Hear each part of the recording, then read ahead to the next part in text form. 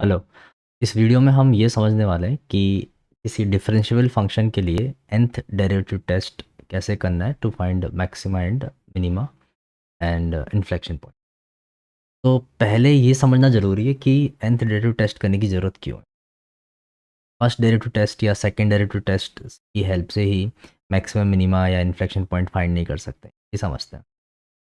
तो दो रीज़न है कि सेकंड डेरिवेटिव टेस्ट फेल कब होता है। पहले ये समझो कि किसी पॉइंट पे फर्स्ट डेरिवेटिव भी जीरो हो जाए एंड सेकंड डेरिवेटिव भी जीरो हो जाए तो हम बोलते हैं कि सेकंड डेरिवेटिव टेस्ट फेल हो गया। क्यों हो गया? क्योंकि हमने अब तक पढ़ा है 11th क्लास की इनिशियल फेज में, जब कैलकुलस समझा होगा या उससे पहले समझा होगा, तो हमने दो चीज़ें पढ़ी होती हैं कि किसी पॉइंट पे एफ डैश एक्स जीरो रहे एंड उसी पॉइंट पे एफ डबल डैश एक्स की जो वैल्यू है वो अगर पॉजिटिव रहे तो मिनिमा आता है, अगर नेगेटिव रहे तो मैक्सिमा आता है। एंड बहुत से लोगों को इसके ऊपर मिसकंसेप्शन है कि एफ डबल डैश एक्स अगर ज़ीरो होगा तो इन्फ्लेक्शन पॉइंट होगा, but F double dash x का जीरो होना इन्फ्लेक्शन पॉइंट के लिए सफिशिएंट कंडीशन नहीं है।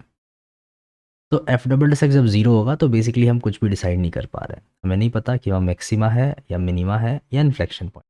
तो सेकेंड डेरिवेटिव टेस्ट फेल हो गया। सेकेंड रीजन है कि हम एफ डैश एक्स के साइन को ऑब्जर्व करके भी किसी पॉइंट पे मैक्सिमा होगा या मिनिमा होगा या इन्फ्लेक्शन पॉइंट होगा वो बता सकते हैं।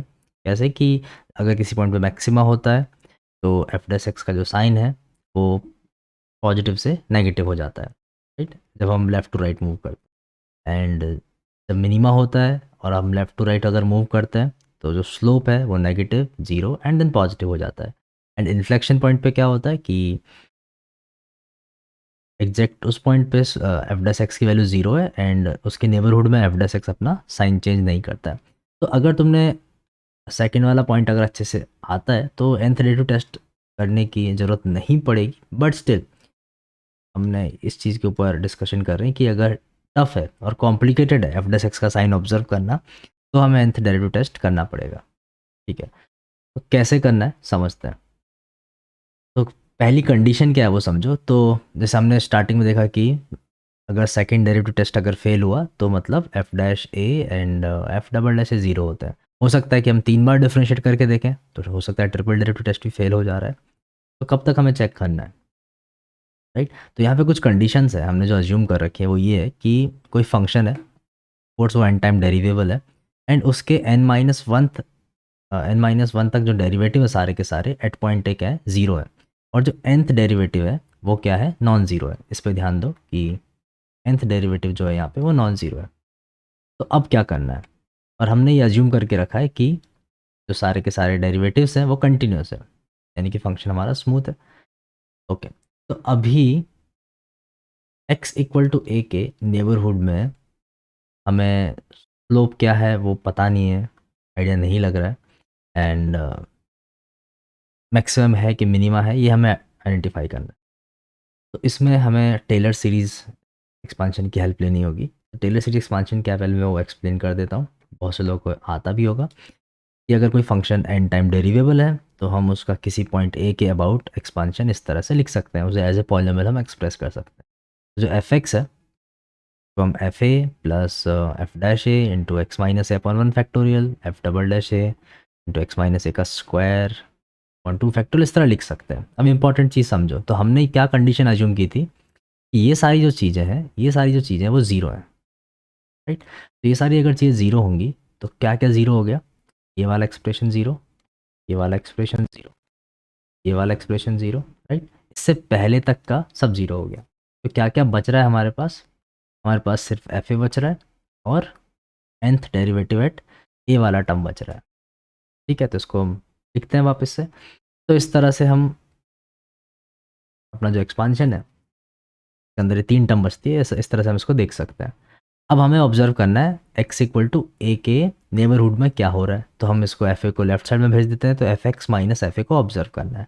तो बेसिकली यहाँ पे हम मैक्सिमम मिनिमा या इन्फ्लेक्शन पॉइंट ढूंढने के लिए जो पॉइंट की डेफिनेशन होती है किसी पॉइंट की, किसी पॉइंट पे कब मैक्सिमा होगा कब मिनिमा होगा, वो हम यहाँ यूज़ करने वाले हैं। तो एफ एक्स एफ ए से बड़ा है या छोटा है उसके ऊपर बहुत कुछ डिपेंड करेगा। एंड इसको डिसाइड करने के लिए हमें दो चीज़ों के ऊपर ध्यान देना होगा। नंबर एक कि ये जो n है इसकी वैल्यू क्या है, क्योंकि x अगर a से बड़ा है छोटा है तो x माइनस है पॉजिटिव नेगेटिव हो सकता है। तो पावर n का फ़र्क पड़ने वाला है कि n इवन है या ऑड है। एंड हमने ये देखा था कि nth डेरिवेटिव जो है वो नॉन ज़ीरो है, तो नॉन ज़ीरो होने के बाद वो पॉजिटिव है या नेगेटिव है वो हमें यहाँ पे ऑब्जर्व करना है। ठीक है, तो उसके अकॉर्डिंग कंडीशंस बना बना के हमें चीज़ों को सॉल्व करना है। तो देखो फर्स्ट केस देखो, अब इसमें हम सॉल्व करने वाले हैं। तो ये तो वही चीज़ लिखी है, तो मैंने यहाँ पे जस्ट सिंपल दो चेंज किए कि अगर मान लो मैं यहाँ पे x की जगह a प्लस एच पुट करता हूँ तो यहाँ पे f of a plus h आ जाएगा, यहाँ पे f a आ जाएगा, एंड यहाँ पे a plus h minus a raise to n upon n factorial आ जाएगा। तो a से a कैंसिल भी हो जाता है। तो समझ में आ गया होगा कि फर्स्ट लाइन कैसे आई है। तो हमें f of a plus H और f a को कंपेयर करना है, राइट। एंड जब x को a माइनस एच डालेंगे तो कैसी चीज़ बनेगी वो भी देख लो एक बार, ताकि नेक्स्ट सारे केसेस में सब क्लियर है। तो a minus h minus a raise to n upon n factorial. तो अभी समझ में आ रहा होगा कि n क्यों इंपॉर्टेंट है, क्योंकि यहाँ h की पावर n है और यहाँ माइनस एच की पावर n है। ठीक है, तो n इवन है और बहुत ज़्यादा इंपॉर्टेंट है काफ़ी। तो हम फर्स्ट केस कर रहे हैं जब n इवन है एंड nth डेरिवेटिव जो है वो पॉजिटिव है। तो इसका मतलब क्या होगा समझो, कि अगर n इवन है तो ये वाला पार्ट पॉजिटिव हो गया, क्योंकि h तो हम पॉजिटिव स्मॉल नंबर लेके चल रहे हैं जीरो के काफ़ी पास, और उसकी पावर n कर दे रहे हैं। ये पॉजिटिव हो गया और ये भी पॉजिटिव हो गया। तो इसका कंक्लूजन क्या आया कि जो f of a plus H है वो ऑफ a से बड़ा है। एंड n अगर यहाँ पे इवन है तो यहाँ पे भी क्या आ रहा है कि माइनस एच की पावर n है, तो नेगेटिव तो था बट इवन पावर होने की वजह से पॉजिटिव हो गया। तो पॉजिटिव देन अगेन पॉजिटिव। ठीक है, तो यहाँ से क्या समझ में आ रहा है कि जो f of a minus h है, right, that is greater than f of a। तो इससे क्या कंक्लूजन निकल रहा है कि जो f ऑफ a है वो अपने नेबरहुड की दोनों वैल्यू से छोटा है ना। f ऑफ a जो है, इसको हम फिर से एक बार लिख दें, तो f of a is smaller than f of a plus H, smaller than f of a minus H. इसका मतलब क्या हुआ, a पे क्या हुआ, मिनिमा हुआ, राइट। तो इतनी सी कंसेप्ट को हम बार बार यूज़ करने वाले हैं। तो हम डिफरेंट टोटल जो चार केसेस उनके लिए देखेंगे कि n इवन है या ऑड, और nth डेरिवेटिव जो है वो पॉजिटिव ले रहा है या नेगेटिव ले रहा है। सेकंड वाला आप करके देखते हैं खुद से, कि n अगर इवन है एंड nth डेरिवेटिव क्या है अभी यहाँ पे नेगेटिव है, तो यहाँ पे क्या होगा आप समझो ध्यान से, ये चीज़ पॉजिटिव और ये चीज़ नेगेटिव। इसका मतलब f of a plus H जो है वो smaller than f of a हुआ। ठीक है, एंड इसी तरह यहाँ पे देखो, ये चीज़ पॉजिटिव क्योंकि n इवन है, और ये चीज़ नेगेटिव, तो इसका मतलब जो f of a minus h है वो भी smaller than f of a हुआ। तो f ऑफ a जो है अपने नेबरहुड की दोनों वैल्यूज से बड़ा है, तो इसका मतलब इस जगह क्या है, मैक्सिमा है, राइट। तो ये आया समझ में। अब दो और केसेज है जब n ऑड होगा तब क्या करना है। तो n अगर ऑड है, अब थोड़ा इसको भी अच्छे से समझो, ये पॉजिटिव है और nth डेरिवेटिव को हम पॉजिटिव लेके चल रहे हैं, तो ये पॉजिटिव है, तो इसका मतलब f of a plus H जो है वो f ऑफ a से बड़ा है। एंड इसमें अगर देखो, यहाँ थोड़ा ध्यान से देखना, माइनस एच है, नेगेटिव है, पावर ऑड है, तो माइनस आएगा बाहर। ठीक है, एंड ये भी क्या है, पॉजिटिव है, तो नेगेटिव इंटू पॉजिटिव नेगेटिव हुआ। इसका मतलब f of a minus H जो है वो f ऑफ a से छोटा है। तो ऐसा कब होता है, इसको एक बार कंबाइन करके ऑब्जर्व करो तो और अच्छे समझ में आ जाएगा कि f of a minus H जो है वो f ऑफ a से छोटा है, एंड जो f ऑफ a है वो f of a plus H से छोटा है। तो इसका मतलब एट a जो फंक्शन है f(x) वो क्या हुआ, इंक्रीजिंग हुआ। तो f(x) इंक्रीजिंग है and F dash x zero है एट ए, एफ डबल एक्स भी जीरो है, तो उस जगह क्या होगा, बेसिकली फंक्शन इंक्रीजिंग है एंड इन्फ्लेक्शन पॉइंट होगा। ठीक है, तो ये समझ लेना अच्छे से कि जब किसी पॉइंट पे स्लोप जीरो रहे एंड स्लोप अपना साइन चेंज नहीं करता है तो वहाँ हमेशा इन्फ्लेक्शन पॉइंट आ जाए। अब केस 4 समझ गए होंगे कि उसमें डिक्रीजिंग आने वाला है।